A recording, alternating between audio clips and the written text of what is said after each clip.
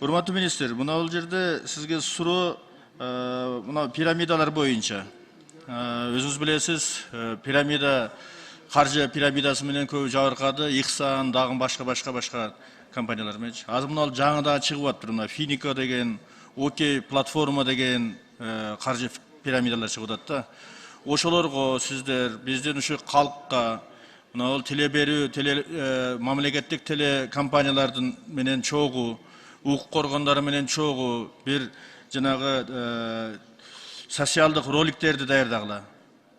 Социалдык роликтерди даярдагыла, теле берүүлөрдү даярдагыла, мамлекеттик телеканалардан элибиздин финансылык сабаттуулугун жогорулатууга көңүл бурушубуз керек да. Анан кийин сиздер жанагы азыр эми мамлекеттин бюджетин толтурабыз деп аракет кылып атасыздар. Чоң рахмат, аңыздарга ишиңиздерге ийгиликтер болсун. Но бирок биздин өзүбүздүн эли журтубуздун дагы өзүнүн каражатын дагы сарамжалдуу пайдаланганга дагы көмөк көрсөтүш керек да.